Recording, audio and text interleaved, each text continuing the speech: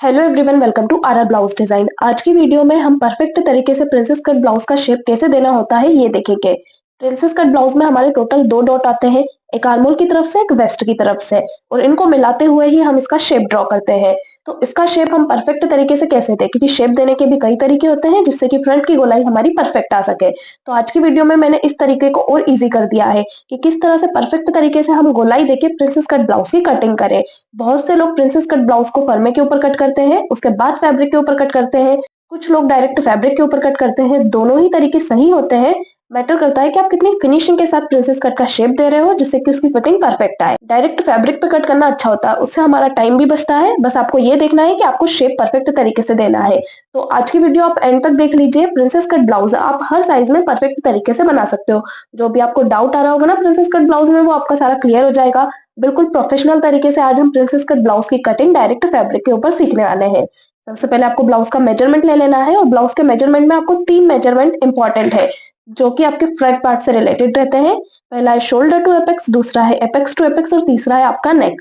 ये तीनों मेजरमेंट अगर आप बॉडी से लेते हो तो और अच्छा है, बिल्कुल एग्जैक्ट मेजरमेंट आपको मिल जाएगा। अगर हम बॉडी से शोल्डर टू एपेक्स नाप रहे हैं ना, तो फ्रंट की फिटिंग और अच्छी आती है। अगर नाप का ब्लाउज है तो आप उससे भी नाप सकते हैं, कोई दिक्कत नहीं है। अभी जो मेरे चेस्ट का साइज है ना वो 36 है, पर ऐसा कुछ नहीं है, आपके चेस्ट का साइज जो भी रहेगा ना उस साइज में आप इसकी कटिंग कर पाओगे अगर आप इसको ध्यान से समझते हो तो। सबसे पहले बैक पार्ट को कट करेंगे, उसके बाद हम फ्रंट पार्ट को कट करना देखेंगे। अगर मैं आपको डायरेक्ट फ्रंट पार्ट ही कट करना बताती ना तो आपको फिर कंफ्यूजन हो जाता बहुत सारी चीजों में। तो सबसे पहले हम बैक पार्ट को समझ लेते हैं। बैक पार्ट में निशान लगाएंगे हम लेंथ के लिए। जितनी आपकी लेंथ होती है ना उसमें 1 इंच प्लस करके हम निशान लगाते हैं। तो अभी जो मेरे ब्लाउज की लेंथ है वो 14 इंच है। 14 में 1 इंच प्लस करके मैं निशान लगाऊंगी 15 इंच पे। शोल्डर मैंने निकाले हुए हैं 5.25 इंच के, तो यहाँ पे मैं निशान लगा दूंगी 5.25 इंच पे। आर्मोल के लिए निशान लगाएंगे 6 इंच पे।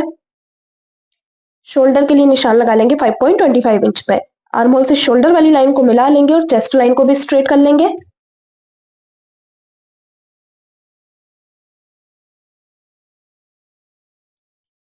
अब निशान लगाएंगे चेस्ट के लिए। चेस्ट का साइज है मेरा 36, डिवाइड 4 करके मैं निशान लगाऊंगी 9 इंच पे, और 1.5 इंच का हम रखेंगे सिलाई मार्जिन। वेस्ट के लिए निशान लगा लेंगे, तो वेस्ट है मेरी 32 इंच की, डिवाइड 4 करके मैं निशान लगाऊंगी 8 इंच पे।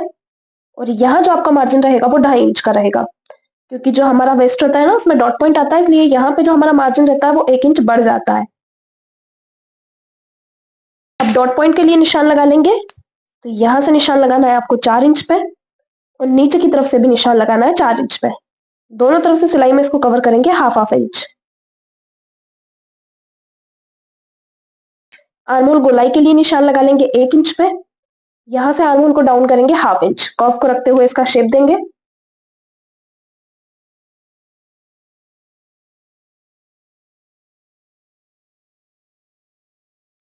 अब निशान लगा लेंगे नेक के लिए, तो यहाँ से मैं नेक की विड्थ रखूंगी 2.25 इंच। नेक लंबाई के लिए निशान लगाएंगे 9.5 इंच पे, और यहाँ से नेक की विड्थ रखूंगी मैं 2.5 इंच। एक बॉक्स बनाएंगे और नेक का शेप देंगे।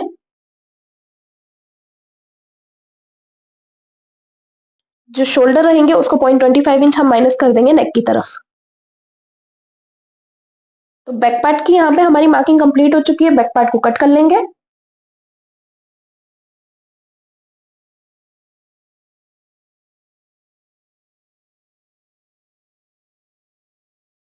बैक को कट करने के बाद अब हम अपने फ्रंट पार्ट को कट करना देखेंगे। तो बैक को साइड में रखेंगे। फ्रंट पार्ट को कट करने के लिए फैब्रिक के दूसरे वाली साइड को हमने डबल फोल्ड करके रख लिया है। अब सबसे पहले यहाँ पे हम एक स्ट्रेट लाइन खींच लेंगे। अब यहीं से हम निशान लगाते हैं शोल्डर के लिए, लेकिन शोल्डर का निशान लगाने से पहले आपको नीचे की तरफ से 0.25 इंच का मार्जिन लेना है। ये मार्जिन हम क्यों लेते हैं? हुकाई पट्टी के लिए। अगर आपका फ्रंट बैक है तो फिर आपको ये मार्जिन लेने की जरूरत नहीं है, फिर आप बैक पार्ट में ये मार्जिन लीजिएगा।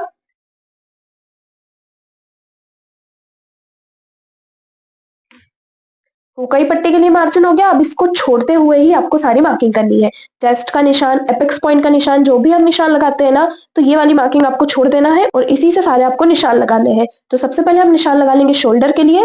शोल्डर निकाले हुए हैं 5.25 इंच के। आर्मोल का निशान हम लगाएंगे 6 इंच पे। यहाँ से भी निशान लगाएंगे 5.25 इंच पे। शोल्डर से आर्मोल वाली लाइन को मिला लेंगे और चेस्ट लाइन को भी स्ट्रेट कर लेंगे।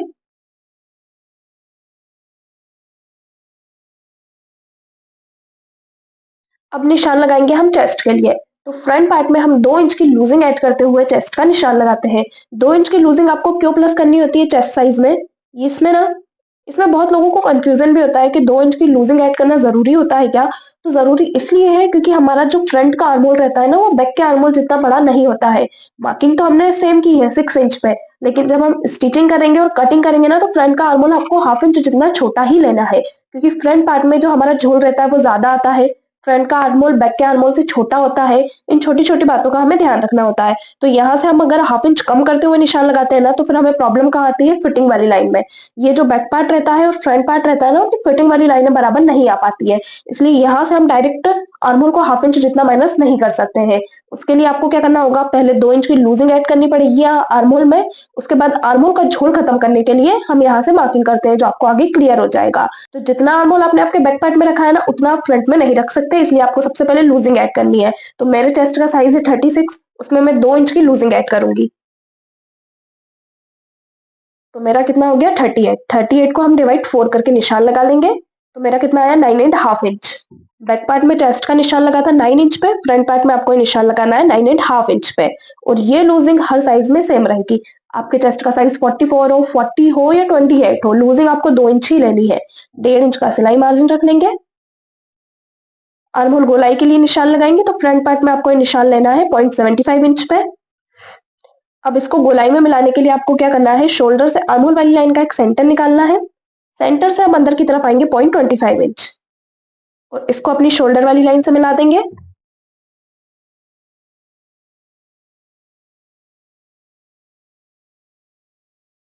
अब जहां से हमने शोल्डर का निशान लगाया ना, वहां पे इंच टेप को रखेंगे, और यहां से टोटल हम 3 मार्किंग करेंगे। सबसे पहली मार्किंग तो आपको करनी है नेक के लिए। तो देखिए यहाँ पे मेरा नेक का मेजरमेंट कितना आ रहा है? फ्रंट नेक का 7 इंच, तो मैं निशान लगा लूंगी 7 इंच पे। दूसरी मार्किंग होगी मेरी शोल्डर टू एपेक्स के लिए। तो जब भी आप प्रिंसेस कट ब्लाउज बनाओ, जितना भी आपका शोल्डर टू एपेक्स का मेजरमेंट आ रहा हो ना, उसमें हाफ इंच प्लस करके आपको निशान लगाना है। तो मेरा शोल्डर टू एपेक्स है 9 इंच, उसमें हाफ इंच प्लस करके मैं निशान लगाऊंगी 9.5 इंच पे। ये मेरा दूसरा निशान हो गया। और थर्ड निशान आपको लगाना है लेंथ के लिए। तो लेंथ हमारी कितनी है? यहाँ पे 14 इंच है, लेकिन आपको देखना है कि आपने बैक पार्ट में कितनी लेंथ रखी है। तो बैक पार्ट में मैंने लेंथ रखी थी 15। अब जितनी लेंथ आपने आपके बैक पार्ट में रखी होगी ना, उससे 1 इंच ज्यादा आपको आपके फ्रंट पार्ट में लेनी है। तो 15 में 1 इंच प्लस करके मैं निशान लगा लूंगी 16 इंच पे। तो यहाँ पे 3 मार्किंग मेरी कंप्लीट हो चुकी है, नेक की, शोल्डर टू एपेक्स की और लेंथ की। लेंथ हम 1 इंच ज्यादा क्यों लेते हैं? अगर 1 इंच ज्यादा हम लेंथ लेंगे तो हमारी फिटिंग वाली लाइन फ्रंट से बड़ी नहीं हो जाएगी? तो वो बड़ी नहीं होगी, यहाँ से हमारा 1 इंच बाद में माइनस हो जाता है। अभी आपको 1 इंच प्लस करते हुए ही निशान लगाना है लेंथ का। नेक का शेप देंगे, तो यहाँ से नेक की विड्थ में रखूंगी 2.25 इंच, और यहाँ से 2.5 इंच।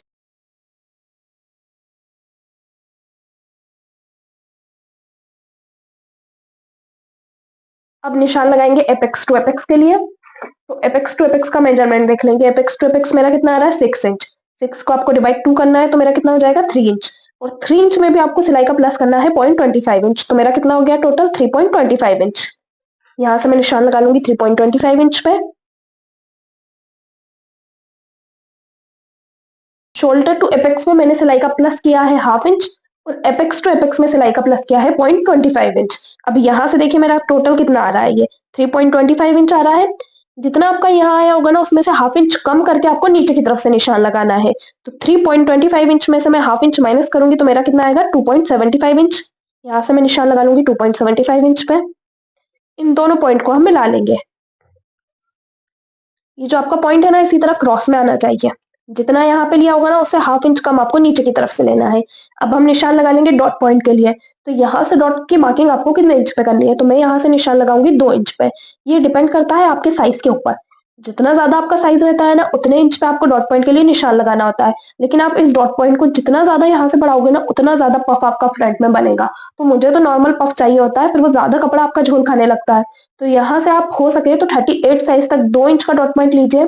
चेस्ट का साइज 40 प्लस जा रहा है ना, तो फिर आप 2.25 2.5 इंच तक का डॉट पॉइंट ले सकते हैं। उससे फ्रंट की जो गोलाई रहेगी ना, वो अच्छी आएगी। अगर आप यहाँ से 3 इंच 3.5 इंच तक के डॉट पॉइंट ले लेते हो ना, तो फिर फ्रंट में जो यहाँ का शेप है ना, वो ज़्यादा पफ देने लगता है, जो फ्रंट से अच्छा नहीं लगता है। अगर हम उसमें कप्स लगा रहे हैं तो फिर ठीक है, पर विदाउट कप्स फिर वो ज़्यादा झूल खाने लगता है। तो इस चीज़ का भी आप ध्यान रखिएगा।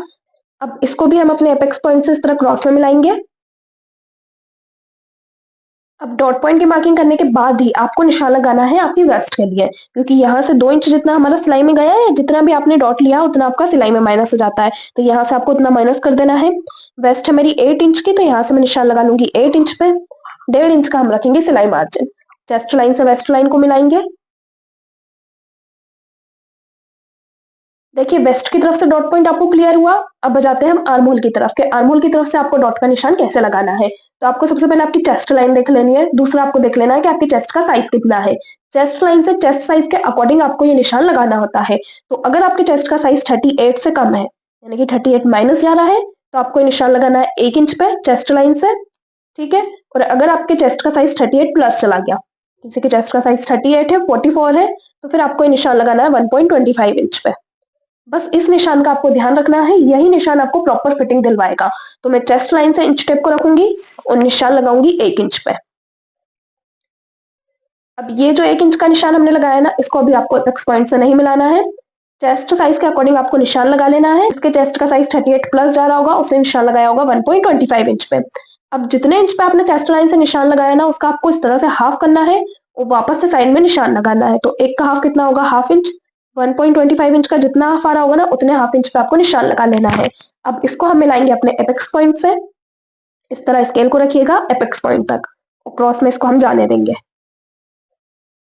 तो देखिए यहाँ पे हमारे एक पोर्शन की मार्किंग कंप्लीट हो चुकी है। जो हमारा नेक वाला साइड रहेगा ना, ये वाला, इसकी पूरी मार्किंग हमारी कंप्लीट हो चुकी है। अब ये इसी तरह से हमारा कट हो जाता है। तो ये मार्किंग तो हमारी पूरी सही है। अब दूसरी साइड की जो हमारी मार्किंग रहेगी उसको हम देखेंगे और यहीं से हमारा जो शेप है वो परफेक्ट तरीके से आना चाहिए। तो शेप देने के लिए आपको क्या करना है, जैसे नीचे वाला डॉट पॉइंट हमने कितना लिया है, 2 इंच। ऊपर की तरफ से भी हमें डॉट पॉइंट लेना होता है, प्लस हमने जो लूजिंग ऐड करी है वो भी हमें इसमें कवर करनी होती है। तो यहाँ से मैं इंच टेप को रखूंगी और इसको सिलाई में हम कितना कवर करेंगे, तो जितना आपने चेस्ट लाइन से निशान लगाया होगा, मैंने कितने इंच पे निशान लगाया था, 1 इंच पे, तो मैं इसे कवर करूंगी 1 इंच। अगर आपने निशान 1.25 इंच पे लगाया है तो फिर आपको इसको सिलाई में 1.25 इंच कवर करना है। निशान लगाने के बाद हम इसे शेप देंगे, तो शेप देने के लिए आपको शेपर ले लेना है, उससे ईजी रहेगा, शेप आपका बिल्कुल परफेक्ट आएगा। ये जो मैंने निशान लगाया है, यहाँ पे मैं शेपर को सेट करते हुए रखूंगी एपेक्स पॉइंट तक। देखिए इस तरह इस लाइन के बराबर आना चाहिए आपका शेपर। अब आपको इसको ड्रॉ कर देना है।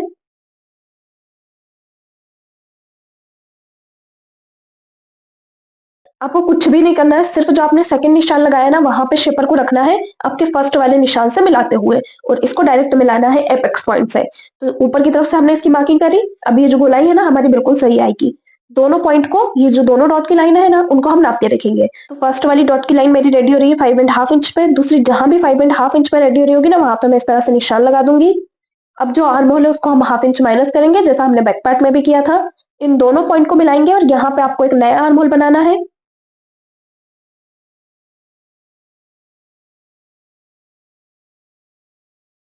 देखिए इस तरह से दोनों पॉइंट को मिलाते हुए कर्व को रखना है और यहाँ पे बना लेना है आपको एक नया आर्म होल।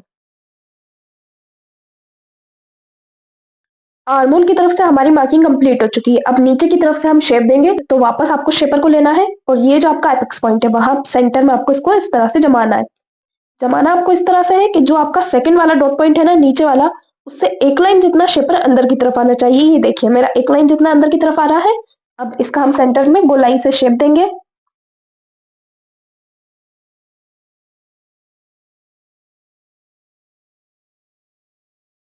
देखिए इस तरह से सेंटर से आपको शेप ड्रॉ करना है। अब नीचे की तरफ से हम इसको मिलाएंगे। तो मिलाने के लिए भी आपको शेपर को लेना है और ये जो आपका राउंड सर्कल आ रहा है, तो जहां ये आपकी डॉट की लाइन पे खत्म हो रहा होगा ना, वहां पे आपको इसको रख लेना है और नीचे की तरफ से आपको भी शेपर को इस तरह से मिलाना है।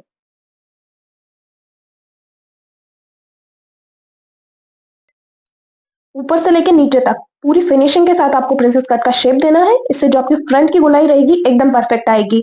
अब नीचे वाली दोनों डॉट की लाइनों को भी हम चेक करके देख लेंगे। तो फर्स्ट वाली डॉट की लाइन मेरी रेडी हो रही है 6.5 इंच पे। दूसरी वाली भी मैं इसी तरह से नाप के देख लूंगी। जहां भी 6.5 इंच पे रेडी हो रही होगी वहां पे हम निशान लगा देंगे। अब हमने फ्रंट में लंबाई 1 इंच ज्यादा ली है ना, तो यहाँ से लेंथ को माइनस करेंगे 1 इंच। सेम फ्रंट में भी आपको लेंथ को माइनस करना है 1 इंच। और इन दोनों को अपने अपने डॉट पॉइंट से मिला देना है। फ्रंट में हम ऊपर आए उसे भी हम डॉट पॉइंट से मिलाएंगे। अब जो आपका बैक साइड का डॉट पॉइंट है उसको मिलाने के लिए आपको आपके बैक पार्ट को लेना है और यहाँ पे रख लेना है। इन दोनों की जो फिटिंग वाली लाइन है ना वो एकदम बराबर आनी चाहिए। तो जहां भी बैक पार्ट की फिटिंग वाली लाइन आ रही होगी ना वहां पे आपको इस तरह से स्ट्रेट कर लेना है, ताकि ना आपका बैक का पार्ट बड़ा हो ना आपके फ्रंट का पार्ट बड़ा हो, दोनों की फिटिंग वाली लाइन एकदम बराबर आए। और अब इसको हम क्रॉस में मिलाएंगे इस तरह से। तो यहाँ पे देखिए फ्रंट की मार्किंग कंप्लीट हो चुकी है। अब बचता है हमारा सिलाई मार्जिन, क्योंकि अभी हम प्रिंसेस कट ब्लाउज को डायरेक्ट फैब्रिक के ऊपर कट कर रहे हैं। तो 0.25 इंच आपको फैब्रिक में यहाँ से कपड़ा निकालना पड़ता है, 0.25 इंच यहाँ से आपको कपड़ा निकालना पड़ता है, क्योंकि ये भी हमारा सिलाई में जाता है। देखिए इतना कपड़ा तो आपका लगभग सिलाई में कवर होगा ही, इतना कपड़ा आपका सिलाई में गया। अब इस पार्ट में भी आपको इतना ही कपड़ा लेना है सिलाई में।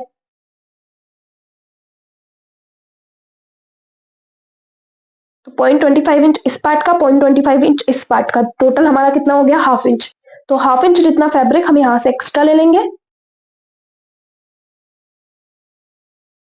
तो देखिए एक और पार्ट यहाँ पे हमारा पूरी तरह से कंप्लीट हो चुका है।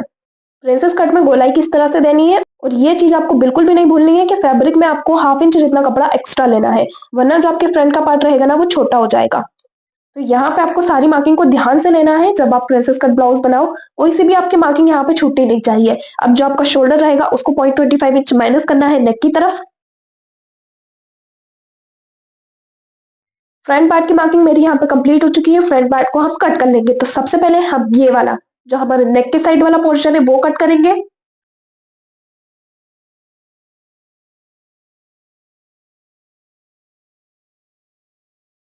तो देखिए एक पार्ट हमारा यहाँ पे कट हो चुका है। अब जो आपका सेंटर है ना उस पर आपको कट का निशान लगा लेना है। जो हमारा एपेक्स पॉइंट आया था वहां पे हम कट लगा लेंगे। दूसरा वाला साइड कट करेंगे।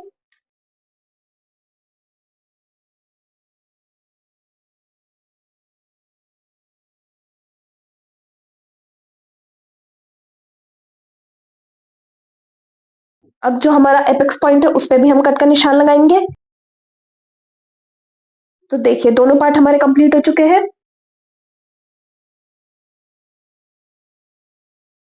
अब जब हम इसको सिलाई में अटैच करेंगे तो ये जो सेंटर वाला पॉइंट है वो हमारा बिल्कुल मिलता हुआ आना चाहिए। नीचे की तरफ से शेप एकदम हमारा परफेक्ट आ चुका है। आर्म होल को देख लेते हैं। जैसा कि मैंने आपको बताया था कि फ्रंट का आर्म होल बैक के आर्म होल से छोटा होता है। यहाँ पे देखिए ये आर्म होल देखिए आप, बैक के आर्म होल से कितना डिफरेंस नजर आ रहा है आपको इसमें। बैक पार्ट लेंगे और यहाँ पे आर्म होल को देखेंगे। देखिए बैक का आर्म होल हमारा बड़ा है, फ्रंट का आर्म होल हमारा छोटा है। इस तरह से आर्म होल की कटिंग होने पर ना फिटिंग आपकी एकदम परफेक्ट आती है। ये मत सोचिएगा कि आर्म होल आपका छोटा हो जाएगा। बैक का आर्म होल तो आपको आपके आर्म होल के मेजरमेंट के अकॉर्डिंग ही कट करना है, लेकिन फ्रंट के आर्म होल में आपको लूजिंग ऐड करते हुए उसे इस तरह से कट कीजिएगा। आर्म होल की फिटिंग है ना प्रिंसेस कट ब्लाउज में, वो आपकी आर्म होल की तरफ से और वेस्ट की तरफ से एकदम परफेक्ट आएगी। तो यहाँ में हमारी कटिंग कंप्लीट हो चुकी है। इस तरह से कट करने पे आपको फिटिंग में कोई इश्यू नहीं आएगा। वीडियो पसंद आया तो वीडियो को लाइक शेयर और चैनल को सब्सक्राइब जरूर करें।